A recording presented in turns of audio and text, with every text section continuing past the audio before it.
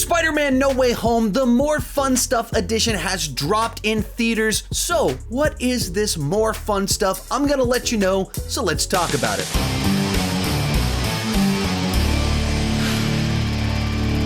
Hi, my name is Sean, and I love to talk about movies and TV way too much. With that in mind, go ahead and join me down below in the comments section. Are you gonna go see Spider-Man No Way Home, the More Fun Stuff edition? And if you have gone to go see it, what did you think about it? Was the More Fun Stuff worth it to pay to go see it in the theater again? Was it just fun to see it on the big screen again? I'd love to hear your thoughts on it. As I go into this, I suppose I'm sharing spoilers for this extended cut of the film, so if you haven't seen it, the whole point of this video is to spoil those details for those that aren't going to be able to go see it. With that said, let's go ahead and get started with my thoughts on, is it worth going to go see this extended cut in the theaters? And simply put, I took my son to go see it yesterday. I actually pulled him out of school a little bit early so we could go see it in the early afternoon. And it was just a lot of fun to see Spider-Man No Way Home on the big screen again. For me, it was worth it just to see it one more time on the big screen. Is the More Fun Stuff in and of itself worth the cost of a movie ticket price? I would say no. It's more fun stuff. It's more jokes, it's extended scenes, it fleshes a few things out just a little bit. There's a couple more cameos that you get to see a little bit more certain people. But is it necessary? No. It's just more fun stuff. And a lot of people were kind of cynical about this re-release because they felt that these deleted scenes just should have been on the Blu-ray. The extended cut should have been on there if that's what they wanted to do. They shouldn't have held back some of these extras just to put it out in theaters one more time to make a little bit more money. If you're kind of feeling that way, this new cut isn't going to change your mind. It's going to affirm your skepticism, your cynicism just a little bit. For me, it was totally worth it just to see the movie on the big screen one more time, and it was nice that it was a slightly different cut with about 11 more minutes of new footage. But there's no game changers here, there's no must-see scenes, it's just cool to have a little bit more of this very enjoyable film. But for the most part, you can just wait until they eventually do release it on Blu-ray. I'm sure it's already leaking on YouTube somewhere. No reason to pay full price. Though I do hear that Saturday this weekend is like $3 movie day or something like that. So for $3, it's worth $3 to go check it out if they're doing that wherever you live. With that said, what is all of this fun new stuff? Well, it is a bunch of little sequences and little moments sprinkled throughout the entire runtime of the film. It's not like one subplot was cut out early on. That's essentially what they did when they did an extended cut of Spider-Man Far From Home a few years back. There was like a 6-minute subplot that was cut out at the beginning of the movie. That's not what this is. It's legitimately more of a bunch of sequences all throughout the film. So let's kind of walk through what all of these are. The first one that stuck out to me, and I actually normally would never have my phone out during a movie, but there was almost no one in my theater and I was taking notes so I could make this video. So I actually was taking notes while I was watching it. The first one is that the damage control interrogation at the beginning of the film is extended. There's a whole little bit where they're talking to Peter Parker about the Washington Monument incident in Spider-Man Homecoming. There's some diagrams drawn and a whole bunch of discussion there. And then there's also an extended bit with Aunt May about kind of her past and how she's been arrested before and what that was about. And it's kind of, she was arrested before because she was at a protest. And since one of the things they do with Aunt May in this movie is they keep reinforcing the idea that she has this moral cause, that's what Green Goblin tries to use against her at one point in time. It fleshes that out a little bit more, that she's always kind of been someone that's believed in causes, tried to serve the greater good. But it's just a little moment in there that adds to the journey that they're kind of putting her on in the film.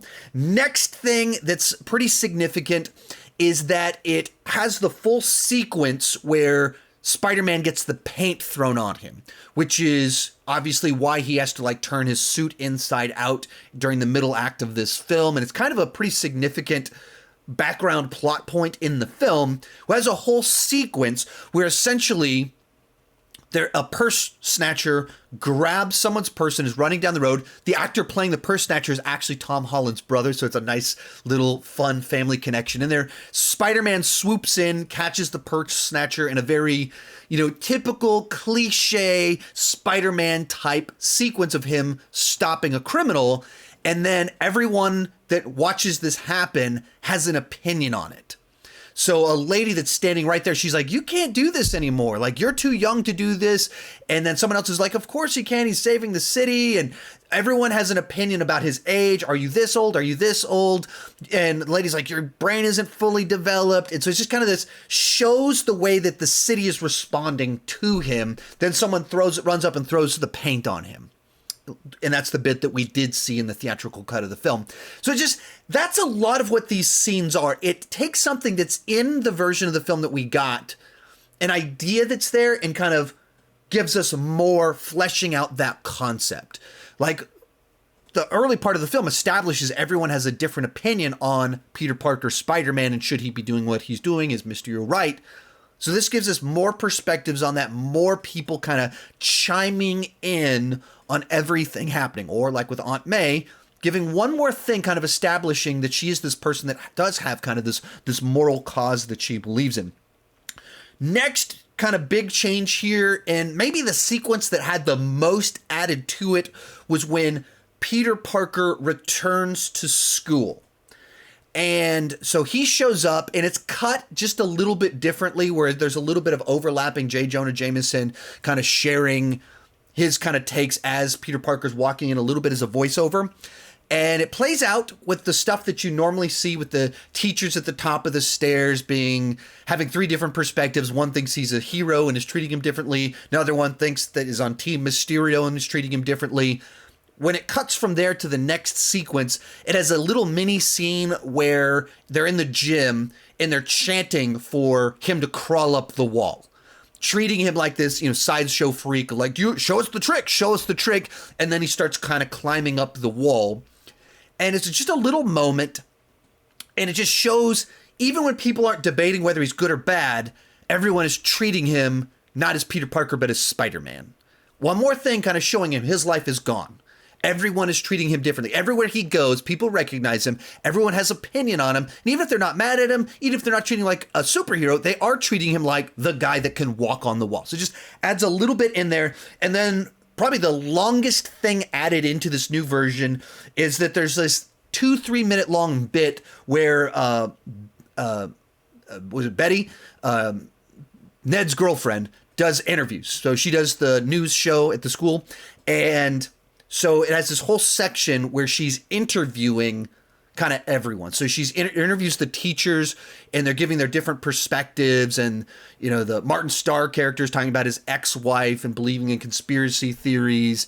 And then she interviews Ned, and they start talking about their relationship, because obviously in Far From Home, they were dating. And so then they're talking about when is it not appropriate to text someone late at nighttime that's your ex. So it's a little bit of that. And then, of course, interviews Flash, who claims that he gave Spider-Man his name. And then he starts listing off potential other names that Spider-Man could have gone by that he proposed to him. And then there's a little bit of an interview with Peter Parker himself about kind of everything going on.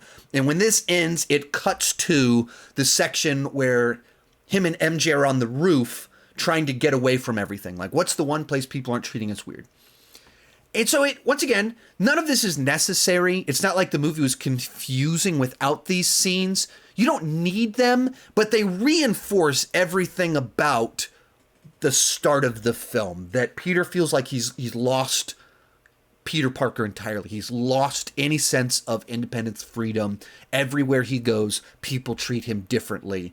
And so you just have a lot of that as he goes back to school, that everyone has an opinion about it. Everyone is treating him differently. Then it cuts to, how can we just get away from everything and let's go up on the roof? So that it fleshes things out in that sense. And then from there, there's a pretty good little chunk here where it plays pretty much the same, where it goes into the montage about college admissions. And you can see why they trimmed out a lot of this stuff out of the beginning, because people are going to this movie because they want to see all the multiverse fun and excitement. And this is like 5-6 minutes at the beginning of jokes and humor, but things that don't really need to be there. You can understand all of these plot points without doubling, tripling, repeating each of them. That's why they were cut out. Not to say necessarily bad scenes. I mean, the interview stuff, that wouldn't have been that long in the original version had they kept some of it in there. It would have been much shorter. But it's all kind of entertaining. Doubling, repeating things we already got with scenes that were in the theatrical cut. So then there's a little bit here where we don't have too many new sequences. The next one is when Peter recruits Ned and MJ to help him track down everybody, and then Doctor Strange sends them down into the basement. They have that little bit where Ned's like, "Is that a torture rack?" Right after that, it does this little montage of them setting up where the song Monster Mash is playing. And I wasn't sure how much of this was new and how much of it wasn't, because there's a lot of shots in here that are in the version that we did see. But it's a more extended version of it, where they're kind of looking around at different things in this basement. The big one that kind of stands out is they find kind of this miniature of the Sanctorum. And you look at it and you see something move in the window. Like a shadowy figure, assumedly Doctor Strange. And so like Ned looks at it, and then it keeps cutting back to it, and they're like, "Did you see that? Did you see that window move?" And then there's someone just kind of moving in there, and perhaps being Doctor Strange. His movements up above are happening right here. That's kind of what's being implied. Once again, not really plot stuff, just a little bit of extra, little bit of fun, kind of interesting. Doesn't really serve the plot at all.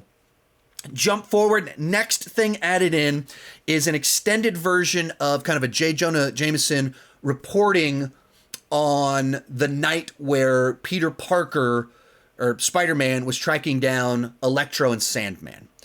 So it's a scene that is in the movie, but it's a truncated version. So J. Jonah Jameson basically interviews a worker that was on site during the Electro fight around with the power grid stuff. J. Jonah Jameson asks a question like, "Did Spider-Man cause all this damage?"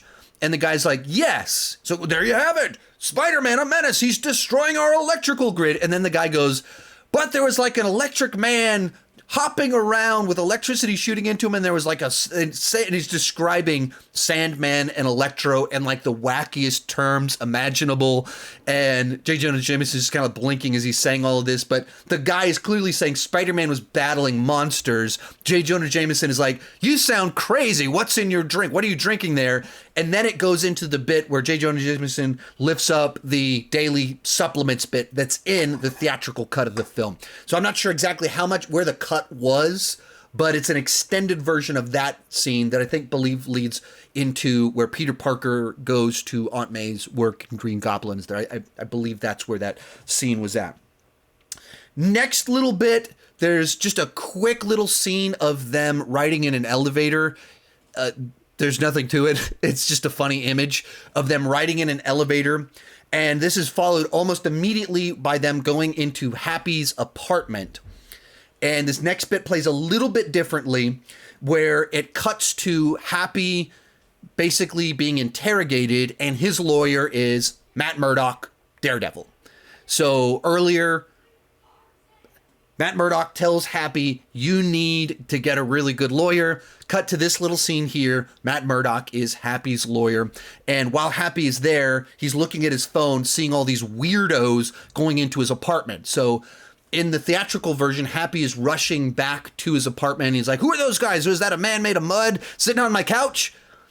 So it sets that up. It shows, when did Happy actually see that footage? He was actually meeting with Damage Control with his lawyer, Matt Murdock. And it's only 15 seconds. So I love Daredevil. I love to get to see Charlie Cox show up again. Is it worth it to see more of Matt Murdock in this film? It's 15 seconds. He's seated there, and it keeps kind of cutting back as the people walk into his apartment, and he's looking at the security footage. And then Matt Murdock turns to him and goes, You need to stop sweating. And Happy goes, well, how do I do that? That's the whole scene. Like, it's 10, it's 15 seconds. It's nothing. It's a very little thing. Nice little addition, but it doesn't really need to be there. It's just, you can imagine when they were editing the film, like, man, people want to have as much Daredevil in this film, but this just doesn't need to be here. It only serves the purpose of going, hey, look, it's Daredevil. Like, we don't need to learn how did Happy first see the people on his phone. It doesn't serve a plot purpose. It's just a, hey, look. So you get one more, hey, look, it's Matt Murdock. That's all it is. And then the final little batch of extra stuff, it jumps forward a good bit. And on the Statue of Liberty, there's a lot more banter between the Spider-Men. All the stuff between the villains showing up until the Statue of Liberty, I don't think there was anything added in there. It was the same as best as I can tell. And I looked up a couple articles and I think that was the same. They get to the Statue of Liberty and there's that whole little bit where before the fight starts, they're just talking and they're just kind of riffing. There's just more of that. Pretty much every line of dialogue, there's like one little sentence added afterwards. So kind of go through it. When it's just Andrew and Toby, they kind of talk about their regrets and if you could turn back time. There's more talk when all the Spider-Men there are about Toby's organic web shooters.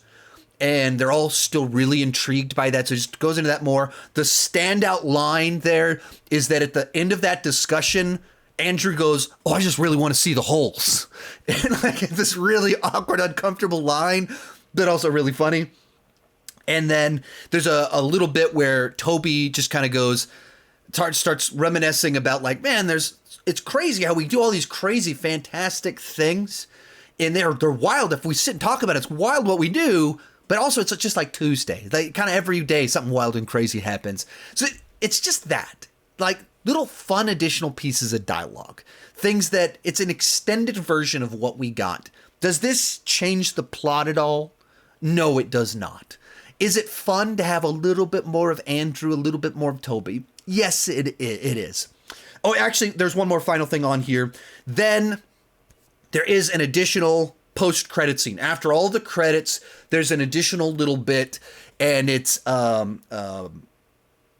Betsy, or Betty, I get confused which one it is, Ned's ex-girlfriend, and she basically does a little minute-long graduation video, kind of reflecting on their time in high school and just showing footage from Homecoming, Far From Home, reflecting on the blip and kind of showing how some of that played out. But it's just kind of her doing a send-off as they go off to college.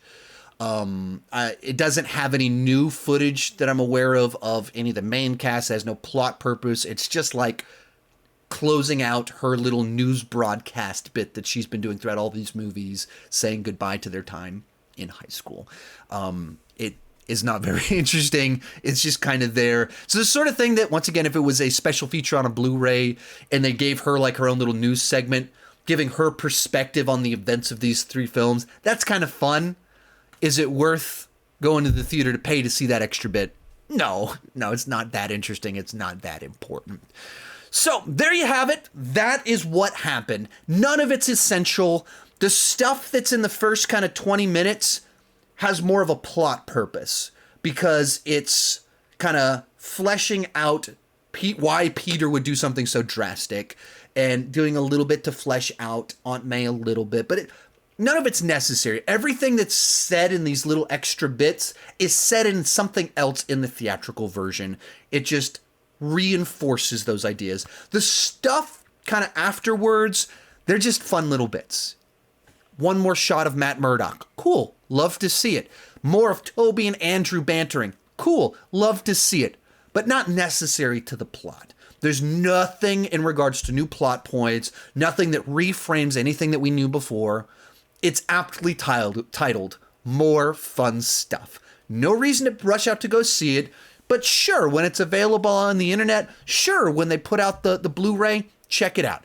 But if you just want to see Spider-Man No Way Home, on the big screen again, which is all I really wanted to do. I didn't think this was going to be a game changer. I didn't think any of the stuff was going to be that interesting, and it really wasn't. It was just fun. I just wanted to see it on the big screen one more time with my son. That's what I got. So for me, that was worth it. The new bits themselves, you can probably just wait a little while to see them in and of themselves. If you've seen it, what did you think about it?